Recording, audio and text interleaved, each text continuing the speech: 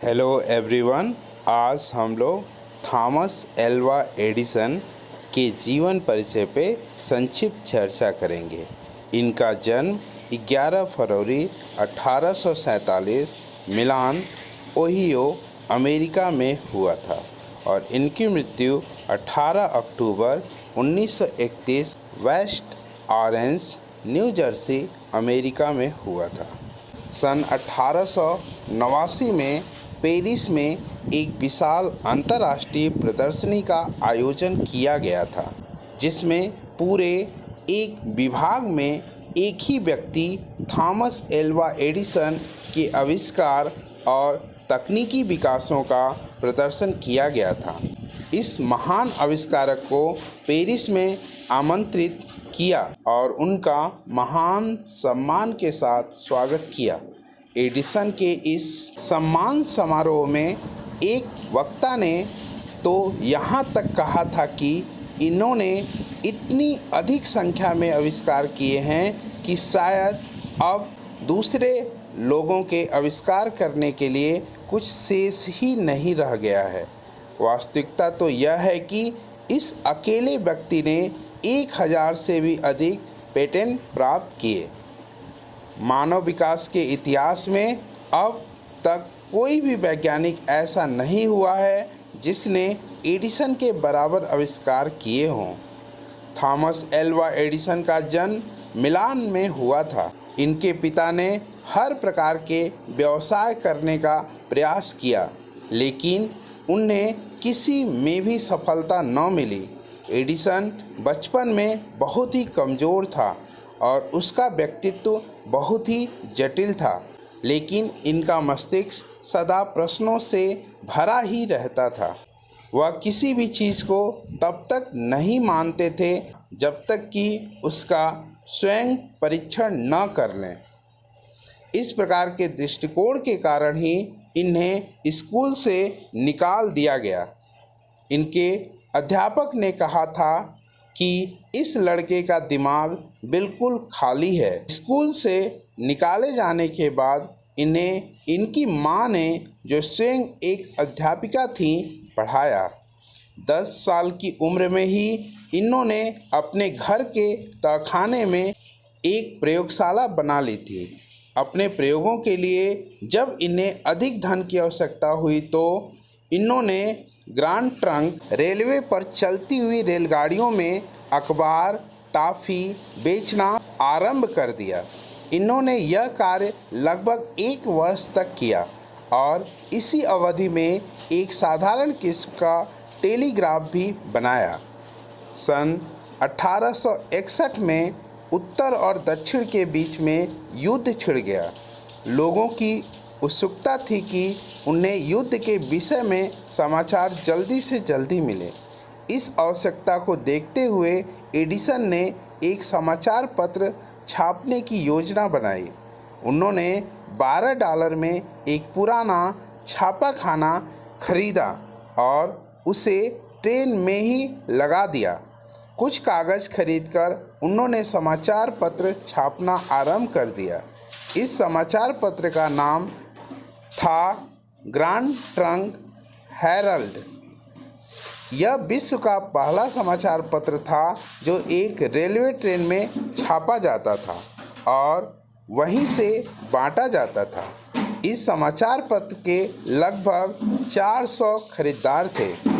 इसी अवधि में इन्होंने रेलगाड़ी के डिब्बे में एक छोटी सी प्रयोगशाला भी बना ली थी, जिसमें यह अपने खाली समय में कुछ न कुछ प्रयोग करते रहते थे। इन्हीं दिनों एडिसन के साथ एक दुर्घटना घटित हुई, जिसमें ये बहरे हो गए। एक दिन ये अखबार बेचने के लिए ट्रेन से नीचे उतरे और इतनी ही देर में रेलगाड़ी चल दी। एडिसन को जब रेलगाड़ी के चलने का बोध हुआ तो वे उसके पीछे दौड़े। तभी रेलवे के एक कर्मचारी ने इन्हें पकड़ के खींचा। इनके हाथों में अखबार थे, इसलिए इन्हें कानों के बल ही खींचा जा सका। कुछ ही दिनों में एडिसन को बोध हुआ कि उनकी श्रवण शक्ति क्षीण होने लगी है। यही उनके जीवन भर बहरे होने की शुरुआत थी। एक दिन इनकी रेल के डिब्बे वाली प्रयोगशाला में आग लग गई। इससे रेलवे अधिकारी बहुत ही नाराज हुए और इनकी प्रयोगशाला के सभी वैज्ञानिक उपकरण और रसायन रेल के डिब्बे से बाहर फेंक दिए गए। इसके बाद रेल में अखबार बेचने के लिए उन पर प्रतिबंध लगा दिया गया। सन 1862 की बात है जब इन्होंने अपनी जान पर खेलकर स्टेशन मास्टर के बच्चे को एक रेल दुर्घटना में मरने से बचाया। इस बात से स्टेशन मास्टर बहुत प्रसन्न हुआ।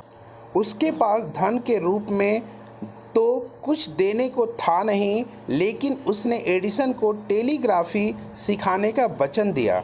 एडिसन ने इस व्यक्ति से टेलीग्राफी सीखी और सन 1868 में उन्होंने अपना टेलीग्राफ पर प्रथम पेटेंट कराया।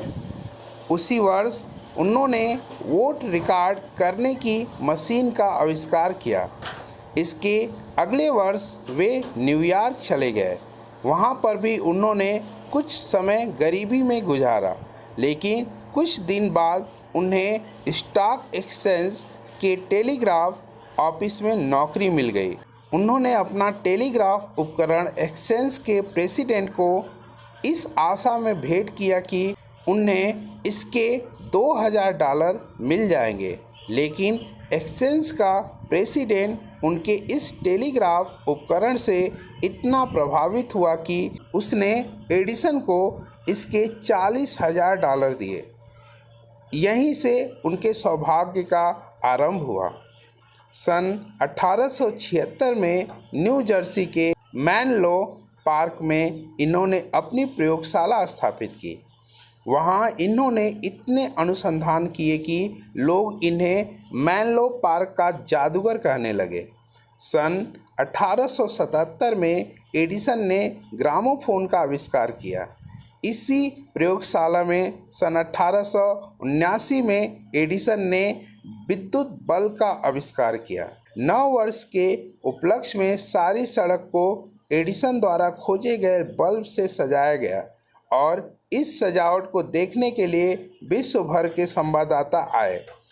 जब ये अपने विद्युत बल्ब पर कार्य कर रहे थे, तभी इन्होंने तापायनिक उत्सर्जन के सिद्धांत का आविष्कार किया और बाद में इसी सिद्धांत पर इलेक्ट्रॉनिक वाल्व बनाए गए। सन 1887 में वे न्यू जर्सी के वेस्ट ऑरेंज नामक स्थान पर बनी प्रयोगशाला में चले गए, जहां से मानो नए नए आविष्कारों की एक अटूट धारा बह निकली।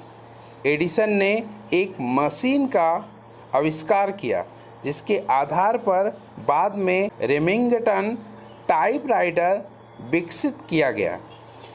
इन्होंने एक विद्युत से चलने वाला पेन भी खोजा, जो बाद में मीमोग्राफ के रूप में विकसित हुआ। सन 1889 में उन्होंने चलचित्र कैमरा भी विकसित किया। सन 1912 में इन्हें अपने पुराने सहयोगी टेस्ला के साथ नोबेल पुरस्कार मिलने को था, लेकिन टेस्ला अपना नाम एडिसन के साथ जोड़ना नहीं चाहते थे। इसलिए ये दोनों ही वैज्ञानिक नोबेल पुरस्कार से वंचित रह गए। अपने जीवन के अंतिम दशक में वे तकनीकी युग के जादूगर के रूप में प्रसिद्ध हो गए थे।